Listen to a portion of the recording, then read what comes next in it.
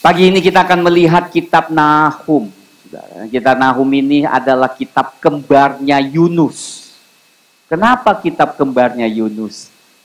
Karena Nahum pun bernubuatkan tentang Niniwe. Dan kira-kira setelah 100 tahun kemudian setelah pelayanan Yunus, maka Nahum mulai bernubuatkan tentang Niniwe.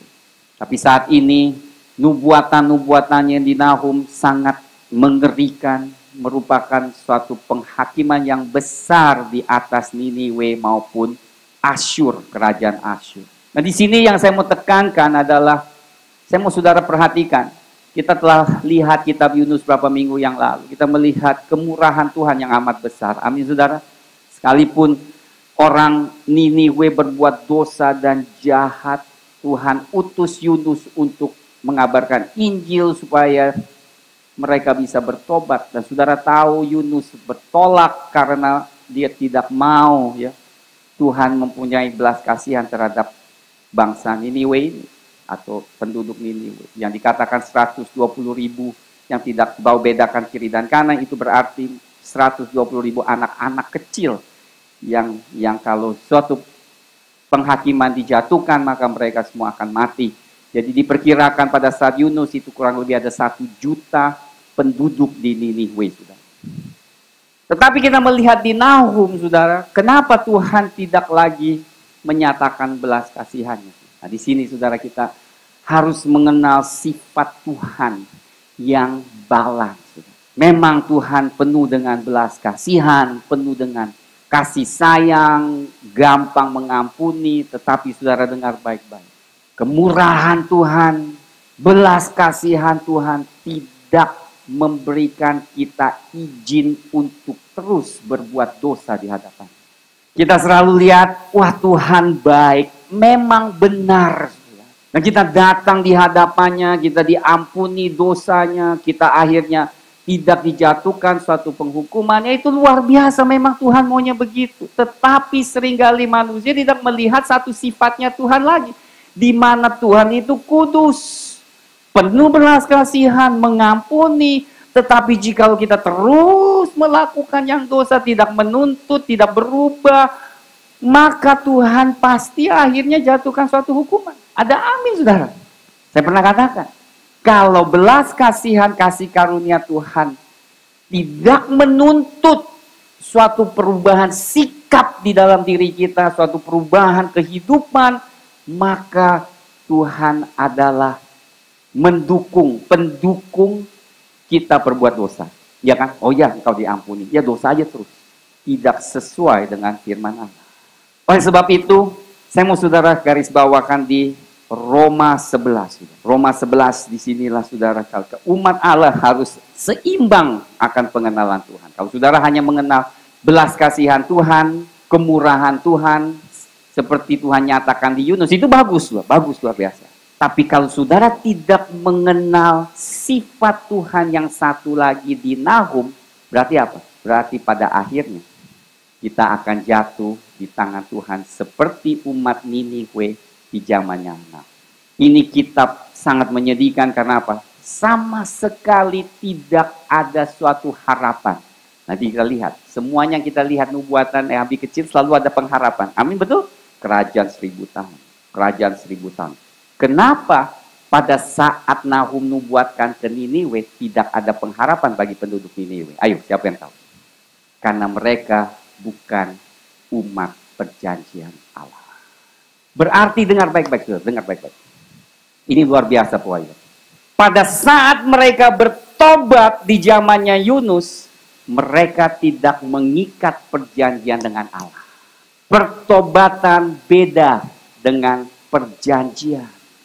Saudara, pada saat kita bertobat, lakukan suatu perjanjian sehingga belas kasihan Tuhan terus turun. Tapi kenapa umat Israel terus mendapat belas kasihan? Karena setiap kali Tuhan mau jatuhkan, dia ingat Abraham, Ishak, dan Yakub. Bagi kita, dia ingat Tuhan Yesus yang telah korban bagi kita. Ada amin. Makanya kenapa Tuhan katakan, serahkan hidupmu kepadaku. Karena pada saat kita serahkan, kita dibaptis, kita nyatakan, kita hidup benar. kita mudah mendapat belas kasihan Tuhan. Ada amin, beri tepuk tangan bagi Tuhan, haleluya. Tapi umat Niniwe tidak demikian. Roma 11 pasal 11 ayat 22 bicara tentang kita adalah pohon zaitun ya, yang dicangkokkan di dalam cabang-cabang yang dicangkokkan, saudara. Dan kita lihat di pasal 11 ayat 22 ini. Sebab itu perhatikanlah kamu kemurahan, perhatikanlah kemurahan Allah dan juga kekerasannya.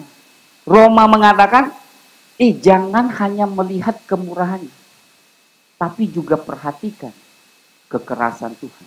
Lanjutkan, saudara. Yaitu kekerasan atas orang-orang yang telah jatuh. Orang-orang yang mengeraskan hatinya. Orang-orang yang tidak mau taat akan firman. Orang-orang yang terus mau melakukan dosa. Orang-orang yang tidak mau bertobat. Tidak mau izinkan Tuhan mengubahkan. Itu adalah orang-orang yang jatuh. Namun, tetapi atas kamu kemurahan, yaitu jika kamu tetap dalam kemurahannya. Jika tidak, kamu pun akan dipotong juga. Saudara, di setiap orang ini di gereja ini beda-beda tingkat rohani. Saudara, saya rasa saudara udah di gereja sini udah tahu kurang lebih. Banyak belas kasihan kita akan nyatakan bagi orang yang masih belum mengenal Tuhan. Salah diampuni, nggak apa-apa. Tapi saudara, jika saudara udah kenal Tuhan, udah rasakan kebaikannya saudara, melakukan yang salah, udah menjadi pemimpin, saudara, saya boleh katakan, maaf, kasih karunia-Nya kecil. Karena kalau tidak bertobat, kami pun tidak berkompromi. Tapi bagi yang baru lahir, yang masih belum, yang salah-salah, yang namanya anak kecil kan jalan kaki, jalan bisa jatuh-jatuh, ya itu nggak apa-apa, diangkat. Tapi kalau saudara udah dewasa, ada tuntutan yang Tuhan minta. Ada amin. Saya mau saudara tuh tahu gitu, Tuhan kita siapa. Bukan berarti pada saat kita berdosa, kita nggak ada pengampunan. Enggak. Langsung kita datang, minta maaf. Tapi kalau terus menerus dikasih tahu terus saja saudara, akhirnya Tuhan pasti bertindak. Dan dengar, kalau Tuhan masih bertindak di atas kita, jangan putus, karena kita umat pilihan. Tujuannya apa? Dia mau memulihkan, dia mau umat Niniwe, saudara, dari pasal 1 ini. Nahum adalah kitab yang singkat, cuma 3 pasal. Tapi saya katakan, pada saat Nahum menubuatkan jatuhnya Niniwe dan jatuhnya kerajaan Asyur, dengar baik-baik, sudah dengar baik-baik. Asyur pada saat itu berada kejayaan yang amat besar. Dalam kejayaan, puncak kejayaan kerajaan Asyur. Babel, saudara, Babylon, itu masih tertekan oleh Asyur. Kerajaan Asyur adalah kerajaan yang pertama, saudara dengar baik-baik, yang menunjukkan kekerasannya. Seperti kita lihat seperti ISIS. Saudara dengar sama, ISIS itu Mosul datang dari mana? Niniwe. Mosul, Irak. Itu dulunya Niniwe. Jadi saudara lihat kekerasannya, rohnya mirip-mirip lah, mirip-mirip. Jadi lihat nggak jauh, saudara. Mosul, Niniwe. Nah, pada saat Nahum menubuatkan jatuhnya, itu dipandang mata dunia nggak mungkin, karena Babel aja masih tunduk, Mesir aja nggak bisa apa-apa, sangat kuat saudara. Tetapi ingat, selalu itu di luarnya saja. Pertama, suatu kerajaan atau suatu negara rontok dari mana? Dari dalamnya dulu. Pada saat kita jatuhnya dari mana dulu? Bukan dari luar. Di luar masih ada ininya, masih ke gereja, masih angkat tangan puji Tuhan, mungkin masih nangis, tapi dalamnya udah mulai korup. Siapa yang bisa lihat? Roh Kudus. Pak Yer nggak bisa lihat, kecuali dinyatakan. Tapi dengar saudara, sebelum sebuah kerajaan jatuh, saudara lihat semua dalam sejarah, mereka sangat korup, mereka sangat berdosa, mereka sangat kejam. Dan satu hal di Nahum dikatakan, saudara, mereka terlibat amat dalam di dalam okultisme. okultisme. Saat orang jatuh di dalam okultisme, hanya dua akibat. Pengorbanan darah dan kekerasan. Pada saat penduduk umat sebuah negara mulai terobsesi dengan dosa-dosa seks, kekerasan mulai terjadi. Saudara tahu nggak Ted Bundy? Siapa tahu Ted Bundy? Yang tahun 60-an membunuh puluhan wanita di Amerika. Serial killer. Dia ketemu cewek, dia aja, orangnya ganteng sudah. Makanya hati-hati sudah. Udah bule, kan sudah senang bule nih. Oh enggak, sudah enggak senang. Bule, ganteng, keren, sopan, gentleman banget ya sudah. Kalau dia udah ngomong, saudara pasti gitu, lumer. Itu Ted Bundy. Belum Ted Bundy aja di Israel uber-uber ya kan, tentara Israel. Apalagi Ted Bundy. Bundy Indonesianya, Ted Bundy. Dengar ya. Ted Bundy dari keluarga Kristen. Saya baru belajar di wawancara, kenapa engkau bunuh begitu banyak wanita. Saudara, yang dinyatakan tuh hanya belasan. Kalau diperkirakan lebih dari orang yang dibunuh lebih banyak, mungkin 30-40 yang tidak ketahuan di mana dikuburkan. Semua adalah wanita-wanita cantik di kampus, di mana-mana dia bunuh. Diajak dulu jalan-jalan, sopan tadi ikat, diperkosa, dibunuh. Kejam sadis. Nah dengar. Dengar ya saudara, saya mau saudara dengar. Pas saat diwawancara ditanyakan kenapa, sejak kapan engkau mulai mengadakan ini kekerasan di dalam hatimu?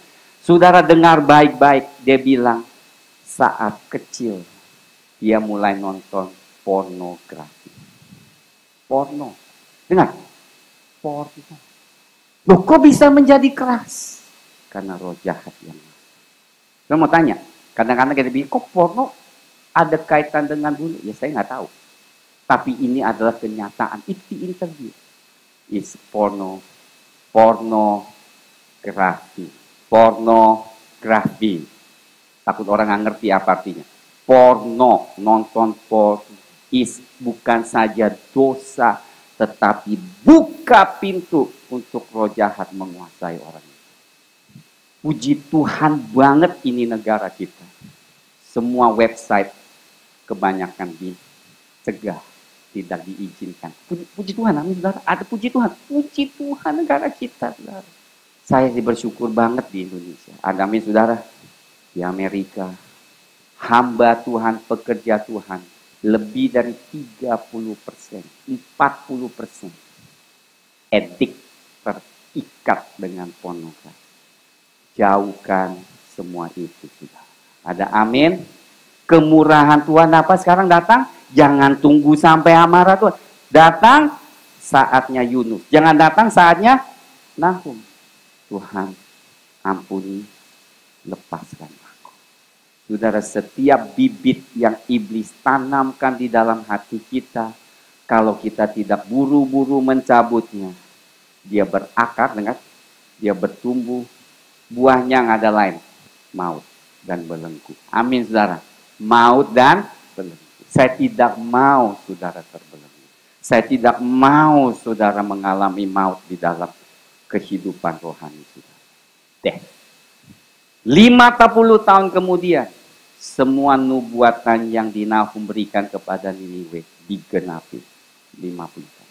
Setelah nubuatan ini 50 tahun, digenapi.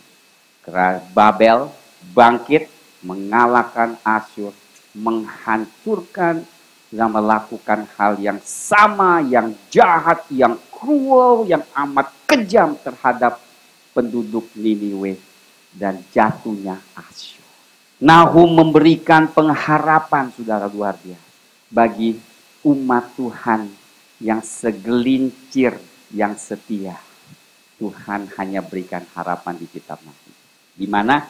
Di pasal 1 ayat 7. Tuhan itu baik, Ia adalah tempat pengungsian pada waktu kesusahan. Ia mengenal orang-orang yang berlindung kepadanya dan menyeberangkan mereka pada waktu banjir. Ia menghabisi sama sekali orang-orang yang bangkit melawan Dia dan musuhnya dihalaunya ke gelap. Tema dari kitab Nahum ada di pasal 1 ayat 3. Sudah, ini temanya. Apa? Tuhan itu panjang, sabar, dan besar kuasanya, tetapi ia tidak sekali-kali membebaskan dari hukuman orang yang bersih. Dia baik, dia panjang lebar, dia nggak mau marah kalau bisa. Tetapi jangan lewat batas. Sebab pada saat lewat batas, Tuhan tidak bisa toleransi. Ayat ini dikutip dari Keluaran 34. Setelah, lihat Keluaran 34, apa yang terjadi 34? Siapa yang ingat terjadi di Keluaran 32? 32 terjadi umat Israel yang menyembah lembu emas. Ingat? Dan mereka Tuhan hakimi, banyak orang yang mati, kecuali umat Lewi. Kalau saudara ingat, umat Lewi tidak menyembah lembu, sehingga umat Lewi dipilih menjadi pelayan Tuhan di bait Allah. 34 ayat 6, mari kita baca. Berjalanlah Tuhan lewat dari depannya dan berseru, Tuhan, Tuhan Allah penyayang dan pengasih. Tuhan, Tuhan Allah penyayang dan pengasih, panjang sabar, berlimpah kasihnya dan setianya. Ayat 7, yang meneguhkan kasih setianya kepada beribu-ribu orang yang mengampuni kesalahan, pelanggaran dan dosa. Tetapi tidaklah sekali-kali membebaskan orang yang bersalah dari hukuman, yang membalaskan kesalahan bapa kepada anak-anak dan cucunya, kepada keturunan yang ketiga dan ke. Dengar saudara, saya mau saudara seimbang. Kenal kemurahan Tuhan, tapi juga takutlah akan Tuhan. Jangan sampai kekerasan Tuhan dinyatakan dalam hidup kita. Ada amin saudara. Pasal 1 Tuhan nyatakan kemuliaannya. Dia declare, dia menyatakan, dia akan menjatuhkan hukum karena semua dosa-dosa saudara. Ayat 11 dikatakan, bukankah daripadamu muncul orang yang merancang kejahatan terhadap Tuhan, orang yang memberi nasihat dursila, itu berbicara di tempat itu juga akan muncul antikristus. Lihat antikristus. Itu adalah bicara tentang nubuatan antikristus. Tentunya itu akan terjadi di berikut hari saudara. Lihat ayat 12. Sekalipun mereka utuh dan begitu banyak jumlahnya, tetapi mereka akan hilang, terbabat dan mati binasa. Sekalipun aku telah merendahkan engkau, tapi aku tidak akan merendahkan engkau lagi. Sekalipun Niniwe kuat, tentaranya banyak besar, saudara, Tuhan akan hancurkan. Saudara, saya mau kasih tahu saudara satu hal, saudara. Niniwe atau kerajaan Asyur merupakan suatu contoh bahwa Tuhan memperhatikan setiap kerajaan yang ada di bumi. Dengar, Tuhan tidak membiarkan kerajaan yang jahat, yang berbuat dosa, terus berjalan. Amin. Amin saudara. Tuhan memperhatikan orang-orang yang tidak berdosa, yang mati binasa. Tuhan perhatikan. Setiap kerajaan muncul di dalam sejarah manusia, tidak ada yang lama. Asyur dihakimi, Babel dihakimi, Yunani dihakimi, Roma dihakimi, Hitler dihakimi, Pol Pot dihakimi. Tidak ada satu kerajaan yang terus melakukan jahat yang akan bertahan. Pada saatnya Tuhan campur. Pasal 2, kita melihat jatuhnya Niniwe, mulai dari gerbangnya sampai dihancurkan oleh Babel, semua umatnya, anak-anak, semuanya. Kita melihat penghakiman yang besar dijatuhkan Allah terhadap Niniwe. Lihat, pembongkar 1, pembongkar maju terhadap engkau, adakan penjagaan di benteng, mengintailah di jalan, ikarlah pinggangmu teguh-teguh, kumpulkanlah segala kekuatan. Ayat 3, lihat. Perisai para pahlawannya berwarna merah, prajuritnya berpakaian kirmizi, kereta berkilat seperti api suluh. Pada hari ini ia melengkapi, dan kuda-kuda penuh gelisah. Bicarakan tentang tentara Babelonia akan maju masuk ke dalam kota Niniwe dan menghancurkan segala sesuatu. Maka ayat 8, Niniwe sendiri seperti kolam air yang airnya mengalir keluar, berhenti teriak orang. Seperti orang lari keluar, mereka akan kabur. Dan banyak yang akan, lihat ayat 10, ketandusan, penandusan, dan penindasan, hati menjadi tawar, lutut goyah, segenap pinggang gemetar, muka sekalian orang menjadi pucat pasi. Penduduk Ninewe menjadi sasaran, menjadi menderita semua karena penghakiman Tuhan yang turun di atasnya. Ayat 11, di mana gerangan penyembunyian singa. Itu bicara tentang Niniwe merasa dirinya seperti singa, saudara. Dan gua singa-singa muda, tempat singa pulang pergi, tempat anak singa, di mana tidak ada yang mengganggu. Dulunya begitu ditakuti seperti singa, semuanya hancur. Apa yang kita belajar dari sini? Dengar, jangan mengandalkan kekuatan manusia, tapi takutlah akan Tuhan. Amin. Jaminan yang pasti. Jaminan yang pasti hanya satu. Cintai Tuhan, takutlah Tuhan. Jauh dari segala yang jahat. Hidup di dalam perintah. Lihat pasal 3. Hasil dari semua. Pasal 3 adalah jatuhnya kerajaan Asyur. Tadi jatuhnya Niniwe, kemudian pasal 3 jatuhnya Asyur, kerajaan ini. Kotanya jatuh dulu, kemudian kerajaannya pun jatuh. Kenapa jatuh? Lihat lagi pasal 31. Celakalah kota penumpah darah itu. Karena Niniwe membangun negaranya berdasarkan penumpahan darah. Kekerasan. Makanya kenapa terjadi suatu revolusi di Amerika, saudara ingat? Amerika berdiri ya, 1776. Kemudian gak lama terjadi peperangan bersaudara antara utara dan selatan. Saudara tahu gak peperangan itu? Civil War. Yang pada zaman Presiden Lincoln. Saudara tahu gak sejarah Amerika? Pada saat itu Amerika banyak impor orang Afrika untuk dijadikan budak. Ya, maka saudara lihat kenapa di Amerika banyak orang budak. Nama orang hitam itu semuanya dulunya leluhurnya adalah budak. Dan tentu kekerasan ini terjadi. Saudara kalau bisa nonton William Wilberforce yang film Amazing Grace, itu terjadinya di Inggris. Jadi Eropa masukin juga, khususnya Inggris. Jadi mereka membangun ekonomi mereka di atas punggung budak. Saudara kalau lihat kekejaman di atas mereka, saudara, kapal itu waktu diangkut, diikat seperti binatang. Kebanyakan pada saat tiba di tempat udah mati, 50% manusia mati. Pada mati di tempat, mereka berak di tempat, kencing di tempat, udah seperti binatang. Mati dibuang ke laut. Nah, orang Kristen yang mengerti, disitulah mereka mendatangkan peperangan utara dan selatan. Tujuannya membebaskan budak.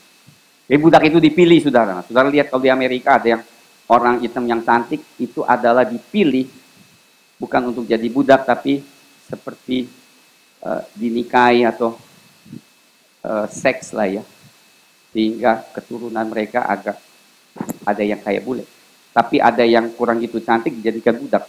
Kejadian dari itu. Saudara ngerti sejarah sedikit supaya saudara tahu. Setiap negara yang membangun ekonomi yang tidak adil, menindas orang yang susah, yang miskin, tidak akan berjaya. Ada amin, saudara. Mesir tidak berhasil. Amerika harus ada datang suatu revolusi. Kalau Amerika seterusnya begitu, pasti gagal juga. Tuhan pasti menghakimi. Seluruhnya dusta belaka, penuh dengan perampasan, dan tidak henti-hentinya penerkaman. Berarti banyak orang dibunuh. Setiap hari ada penumpahan darah orang yang tidak berdosa. Ini Niniwe, saudara. Ayat 4. Semuanya karena banyaknya persundalan di perempuan sundal. Ini bicara tentang okultisme. Yang cantik parasnya ahli dalam sihir. Lihat enggak? Yang memperdayakan bangsa-bangsa dengan persundalannya dan kaum-kaum dengan sihir. Ya, itulah dosa. Konsultasi, sihir, ilmu hitam, itu adalah dosa. Lihat, aku menjadi lawanmu. Ayat 5. Lihat, aku akan menjadi lawanmu. Demikianlah firman Tuhan semesta alam. Kalau kita terus berdosa, lawan kita bukan orang lain. Bukan manusia, tetapi Tuhan. Kalau Tuhan sudah melawan, jangan bilang Tuhan. Iblis lawan kita sudah kalah, apalagi Tuhan. Inilah kitab Nahum. Ayat 19. Tiada pengobatan untuk cederamu, lukamu tidak tersembuhkan. Semua orang yang mendengar tentang engkau bertepuk tangan karena engkau, sebab kepada siapakah tidak tertimpa perbuatan jahatmu terus menerus. Kejahatan yang lakukan sampai setiap orang kena, Tuhan katakan tidak ada lagi obat. Karena mereka pernah mengenal belas kasihan Tuhan. Oleh sebab itu, saudara, saya katakan jika saudara baca Nahum, baca Yunus, baca Nahum, ketahui Tuhan kita tetap baik. Panjang lebar, belas kasihan. Satu saja yang kita harus perhatikan, jangan mengeraskan hati kita di hadapan Tuhan. Singkat, hari ini kita ada panjang, kita ada kaitannya dengan perjanjian. Saudara juga ketahui bahwa Nahum, kenapa tidak ada suatu jalan keluar? Karena pada saat mereka bertobat, mereka tidak melakukan suatu perjanjian dengan Allah.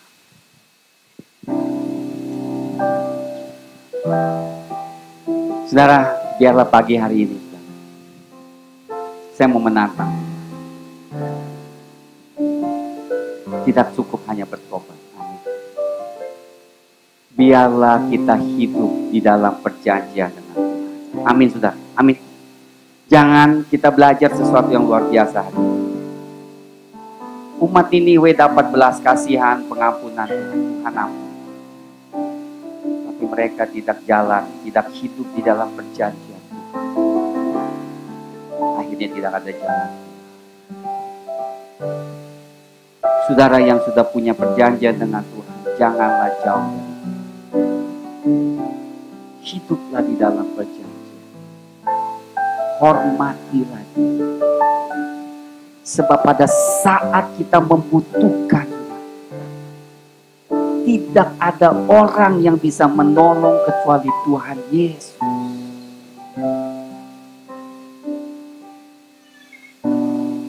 Minggu lalu ibu kena demam berdarah lagi. Siapa yang kami berseru? Saya kasih tahu, demam berdarah tidak ada obat. Sudah tahu nggak demam berdarah nggak ada obat? Ke rumah sakit tuh cuman hanya istirahat aja. Demam berdarah tidak ada obat. Kanker nggak ada obat. HIV nggak ada obat. Leukemia nggak ada obat. Siapa yang menyembuhkan?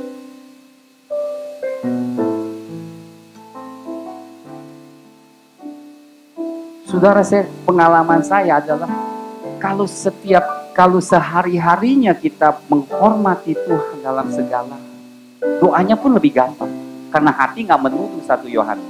Dan pada saat hati tidak menuduh, firman Tuhan katakan, doa minta apa saja akan dikabulkan. Karena Tuhan lihat selama ini anakku begitu dekat, gampang ngomongnya, sudah tahu nggak ya kan setiap hari dekat. Bisik juga tahu. Tapi kalau kita jauh, kita jarang, tidak mau hormati dia, gimana mau doain? Pikirkan, saudara, pikirkan. Imam Eli jauh dari Tuhan. Tidak mau ikut perintah Tuhan. Anaknya lebih diterdahului, dikatakan, Eli, engkau menghormati anakmu lebih dari aku. Musibah terjadi, 2 anaknya mati. Elinya sakit jantung. Keturunannya tidak diberkati. Jangan sampai itu terjadi.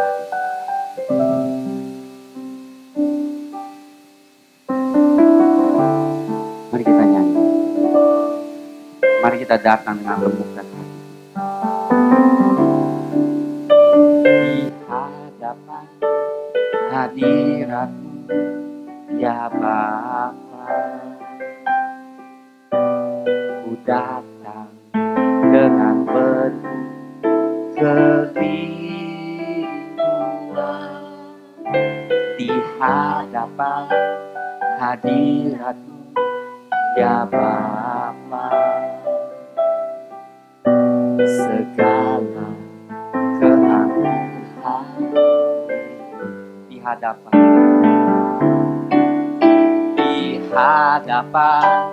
hadirat-Mu ya Bapa. Ku datang dengan penuh kerinduan di hadapan hadirat-Mu ya Bapa. Segala keangkuhan ku sembah Kau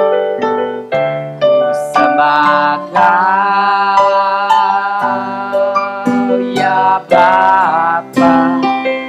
Ku sembah Kau ya tinggikan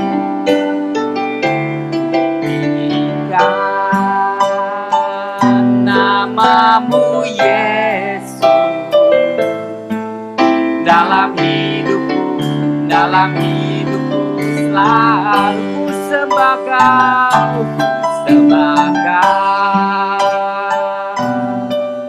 ya Bapa.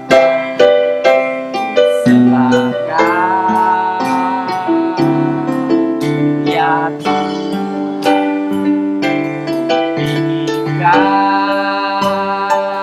nama-Mu Yesus dalam hidupku selalu ku sembah Kau,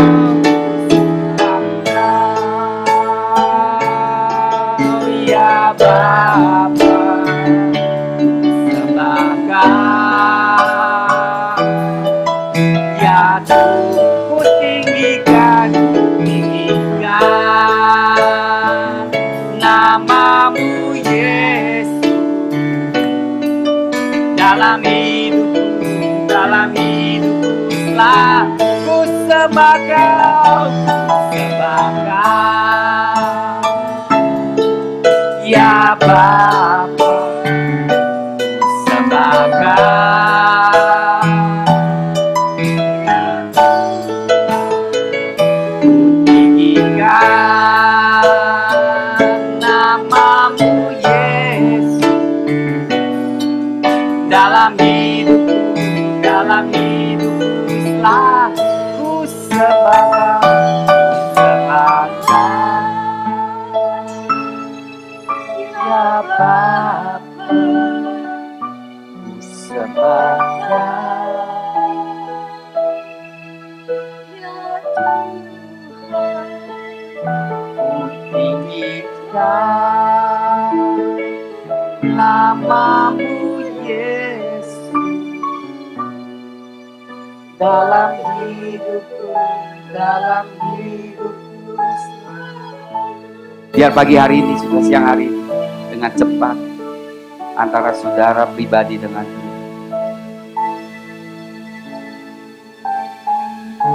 Apakah saudara mau ada suatu perjanjian dengan Tuhan? Hidup di dalam, hormati Dia, mengasihi Dia. Saat Tuhan masih nyatakan kemurahan-Nya di zamannya Yunus, saya tidak mau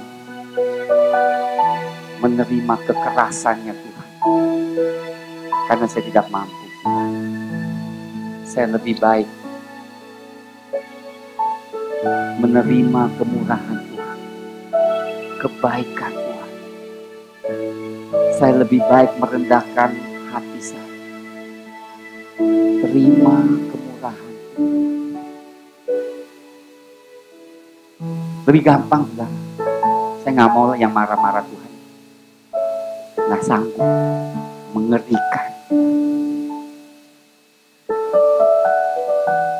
Ya pagi hari ini, antara saudara dan Tuhan,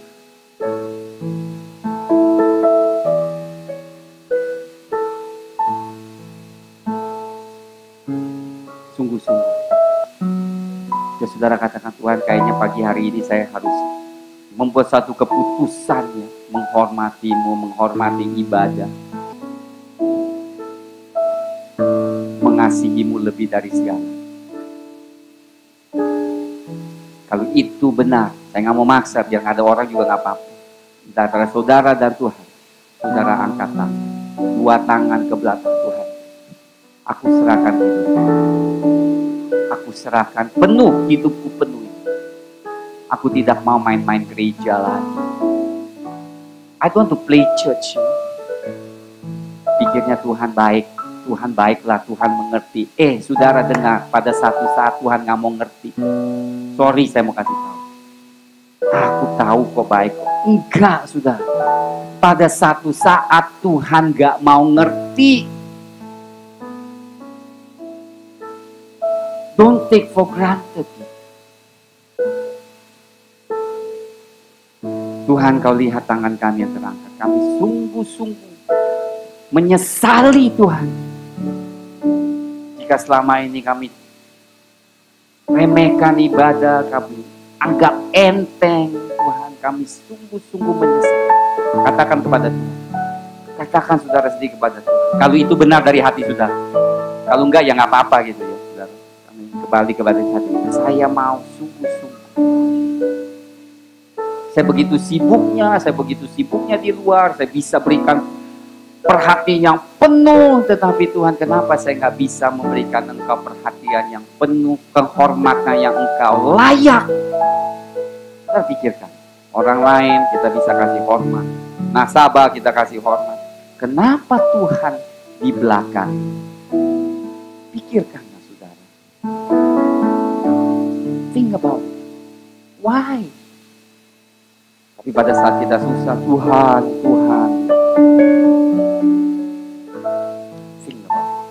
Saya nggak mau maksa, nggak mau menuduh. Tapi ini hati saya. Anguish. Kami serahkan hidup kami, Tuhan, di dalam tangan. Ajarkan kami. Biarlah jemaat ini, Tuhan, benar hidup takut akan Tuhan. Cinta Engkau lebih dari segalanya, karena Engkau begitu baik. Ingatkan kami, Roh Kudus, betapa baiknya Tuhan kami. Begitu murah hatinya Tuhan kami. Karena Dia siap selalu membantu, siap selalu mengampuni dosa kami. Tidak ada Allah seperti Engkau.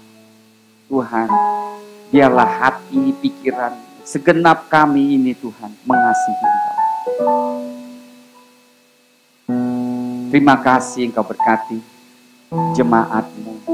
Kami bertobat di hadapan-Mu Tuhan, kami bertobat. Kami minta maaf Tuhan. Dalam nama Tuhan Yesus, kami berdoa. Amin. Haleluya.